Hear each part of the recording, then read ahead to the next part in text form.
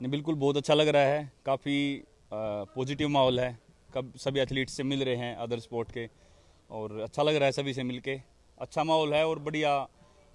सब वैसे बॉडी भी अच्छी है। और पिछले बार एशियन गेम्स में बिल्कुल फर्स्ट था, और पहला एशियन गेम्स था, उसमें गोल्ड जीता था। फ्लैग बेरर भी था, तो वो भी बहुत एक बड़ी बात थी मेरे लिए। नहीं, बहुत अच्छा था। और अभी दोबारा से फिर यहाँ पे हैं, तो बहुत अच्छा लग रहा है फाइनली। और फोर्थ को फाइनल है, अच्छा करेंगे उसमें बढ़िया। 2018 से लेके अभी तक नीरज भाई कंसिस्टेंसी जो है आपकी बहुत ज़बरदस्त रही है। एक आधा ऊपर नीचे हुआ है लेकिन कंसिस्टेंसी रही है। आपको जी। लगता है कि जो फॉर्मूला है आपका वो यही है कि कंसिस्टेंट रहो, फोकस्ड रहो? नहीं, बिल्कुल जी, मुझे लगता है कि कंसिस्टेंट सिर्फ थ्रो में ही नहीं, अपना ट्रेनिंग में भी कंसिस्टेंट लगातार ट्रेनिंग करते रहो। अपने जो टेक्निक है उन पे कंसिस्टेंट काम करते रहें, तो बिल्कुल वो कंसिस्टेंसी बनी रहती है। धीरे धीरे इम्प्रूवमेंट भी होती है। जैसे पिछला साल काफ़ी अच्छा रहा था, इम्प्रूवमेंट हुई थी, 2 बार नेशनल रिकॉर्ड हुआ। और इस बार भी अच्छा लग रहा था, बट वही है कि थोड़ा बहुत इंजरी वगैरह चलती रहती हैं, तो वो थोड़ा रुकावट बन जाती हैं। बट अच्छा है, सब बढ़िया है। कंसिस्टेंसी जो है वो अच्छा लगता है कि कंसिस्टेंट है परफॉर्मेंस। 2018 से 2023 में जब आप आए हैं तो जी। एक माइंडसेट दूसरों की तरफ में दिमाग में क्या देखते हैं जो भारतीय एथलेटिक्स की तरफ बदला है आपके मेडल के बाद, जब आप बिल्कुल यहाँ जी, आए हैं सबसे विलेयर्स? बड़ा तो मुझे जो खुद एथलीट्स के मुंह से सुनना बहुत अच्छा लगता है, जब वो बोलते हैं कि उनको एक बिलीव होगा कि हम भी जीत सकते हैं।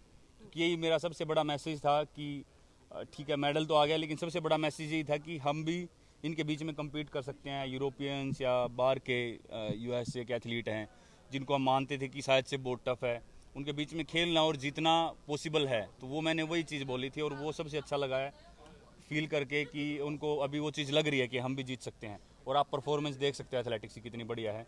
तो उसमें बिल्कुल गवर्नमेंट बहुत अच्छा, टॉप साई फेडरेशन सभी बहुत अच्छा कर रहे हैं। और बिल्कुल मैं थैंक यू करता हूं, जो प्राइवेट स्पॉन्सर्स भी हैं वो भी बहुत बढ़िया कर रहे हैं। तो ऑल ओवर सभी का एफर्ट है जो अपना इंडियन स्पोर्ट एथलेटिक्स ऊपर उठ रहा है। नीरज फिर भाई अरशद नदीम अभी से मिले आप?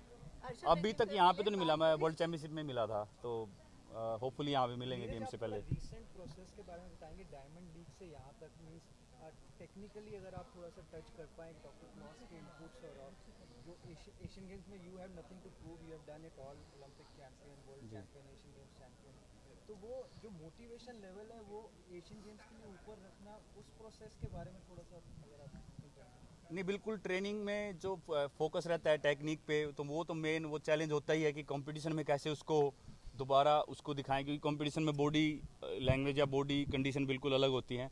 तो वही फोकस रहेगा कि कैसे टेक्निक को प्रॉपर करके और एफर्ट लगा सकें, वही सबसे बड़ा चैलेंज होता है, और वही फोकस होता है सबसे बड़ा। तो वही कोशिश करेंगे कि आपने कुछ इंजरी के बारे में भी कुछ डिस्कस किया कि थोड़ा ग्रोइन आपको ट्रबल दे रहा है, कैन हाँ, वही वो टेक्निक उसी वजह से थोड़ा गड़बड़ हो जाता है, क्योंकि टेक्निकल स्पोर्ट है काफ़ी जेवलिन।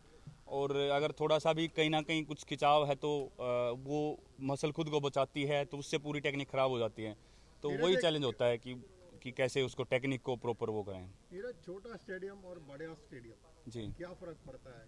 ज़्यादा दर्शक का फर्क पड़ता है या पूरा माहौल ही बदल जाता है? क्योंकि यहाँ का स्टेडियम काफ़ी बड़ा है। आपको बिल्कुल। कोई इसमें बिल्कुल जी, मैं कल गया था स्टेडियम में, और बड़ा स्टेडियम मुझे बहुत पसंद है। हमेशा ही मुझे बहुत अच्छा लगता है जब बहुत पब्लिक होती है, भरा होता है स्टेडियम, मुझे बहुत अच्छा लगता है।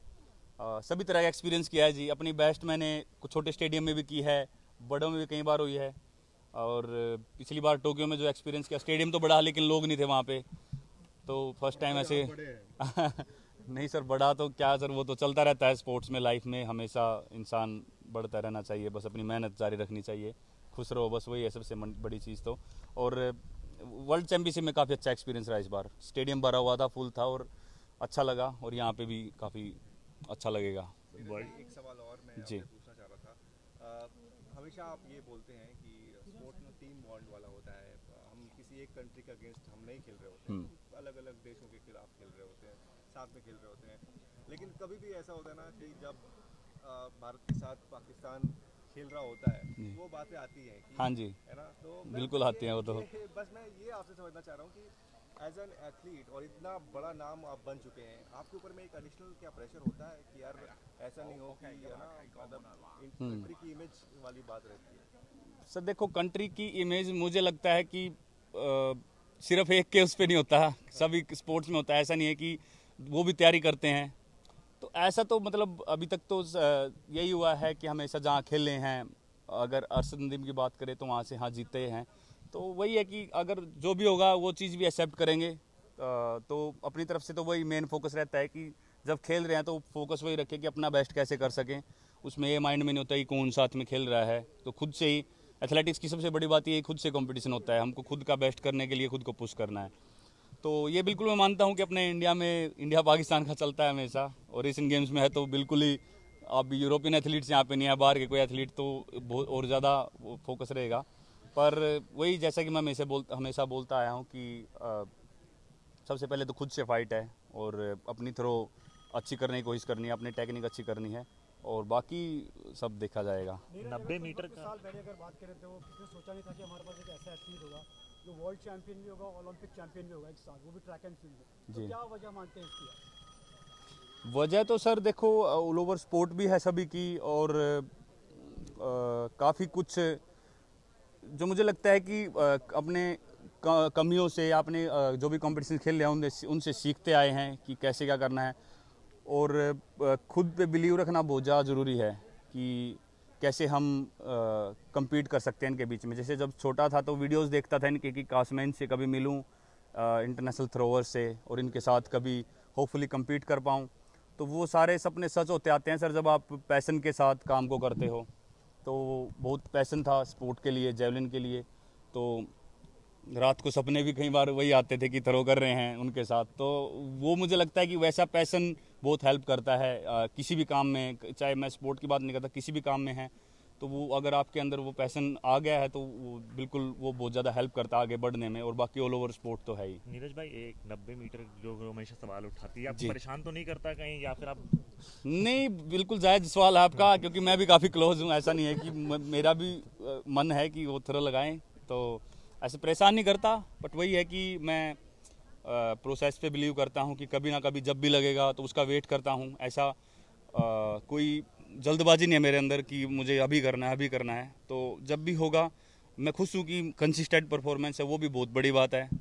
कम नहीं हो रही है परफॉर्मेंस, सबसे बड़ा मेन फोकस तो वो है, और मैं उससे खुश हूँ। और अब जब भी थ्रो लगना होगा तो वो ज़रूर लगेगा और उसका वेट है बस। यहाँ की प्रैक्टिस हो चुकी है? अभी यहाँ पे आपने प्रैक्टिस की है या कल करके आए, थोड़ी बहुत करके आए थे। कंडीशंस कैसे लगे आपको? ठीक था, कल बारिश थी पर होपफुली बारिश ना हो फाइनल में। अच्छा नीरज भाई, अक्सर ऐसा देखा जाता है, मतलब अगर हम थोड़ा पिछला अगर आपका थ्रोज उठा के देखें तो अक्सर हमने देखा है कि आप पहले दूसरे थ्रो में आपको पता लग जाता है कि अब मेडल आने वाला है। जी। तो ऐसा क्या है कि मतलब आप पहले से सोच के आते हो कि यार पहले 2 ऐसे थ्रो कर दो कि उसके बाद ना हमारा टारगेट जो है वो अचीव हो जाए, ऐसा कुछ है क्या है ये? सर सबसे पहला मेन फोकस तो रहता है कि फर्स्ट थ्रो में अच्छा कर दो, तो खुद का कॉन्फिडेंस भी बढ़ता है। और 5 थ्रो हमारे पास होते हैं और दूसरे थ्रोअर्स पे भी थोड़ा सा वो बनता है कि हाँ एक अच्छा थ्रो निकल चुका है, तो वही होता है। बट ऐसा नहीं है सर, काफ़ी कंपटीशन में ऐसे, जैसे पिछले वर्ल्ड चैम्पियनशिप में मेरा थ्रो निकल नहीं रहा था स्टार्टिंग में, और अभी इस वर्ल्ड चैम्पियनशिप में पहला थ्रो फाउल हो गया था।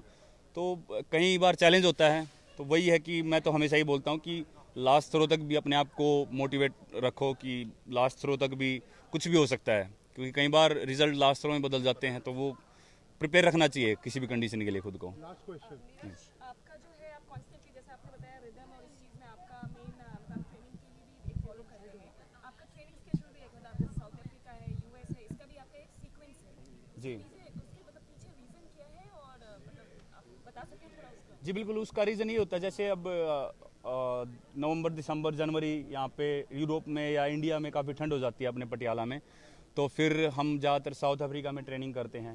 तो उसके लिए पूरा फिर कोच फिजियो हम और जिससे भी मतलब बात करके प्रॉपर प्लान बना के, और काफ़ी इंटरनेशनल थ्रोअर हैं वो भी बाहर उधर ही आते हैं, तो पूरा प्लान अपना फेडरेशन और टॉप्स को पूरा भेज देते हैं और वो काफ़ी अच्छे से उसी टाइम प्रोसीजर शुरू कर देते हैं। तो वो काफ़ी बढ़िया है। और उसके बाद जब कंपटीशन पीरियड होता है, कंपटीशन से पहले हम यूरोप में ज़्यादातर रहते हैं, क्योंकि वहीं पे ट्रैवल वगैरह ज़्यादा होता है, तो यूरोप में रह के ज़्यादा वो ट्रैवल बच जाता है और थकावट वगैरह इतनी नहीं होती, तो वो काफ़ी हेल्प करती हैं ये चीज़ें। तो ये एक्सपोजर Thank you. आपको बाद में कंपटीशन के टाइम में भी हेल्प करता है, आप कहना ये चाहते हैं कि अगर वहाँ हुआ है?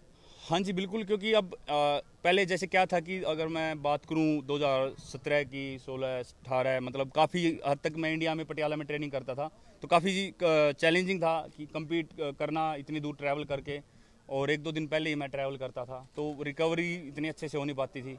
क्योंकि लंबी फ्लाइट होती थी और फिर जाके टाइम काफ़ी चेंज होता था, तो वो थोड़ा चैलेंज रहता था। तो अभी काफ़ी हद तक वो चीज़ें सुलझ गई हैं। फ्रैक्चर के रूप में लेते हैं या मोटिवेशन के रूप में देखते हैं? मोटिवेशन तो बिल्कुल रहता है जी। प्रेशर देखो, वो कंपटीशन में प्रेशर वही होता है कि जब हमारी बॉडी वैसी नहीं काम कर रही होती जैसा हम चाहते हैं, उस टाइम थोड़ा सा खुद पे प्रेशर ये बनता है कि यार क्या हो रहा है, कि इतना अच्छा हो नहीं पा रहा, क्योंकि बॉडी है हमेशा एक जैसी नहीं रहती।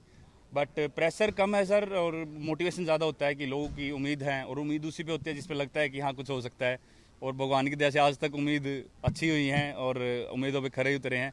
कोशिश ये रहेगी कि हमेशा ऐसे ही आपकी उम्मीदों पे खरे उतरें।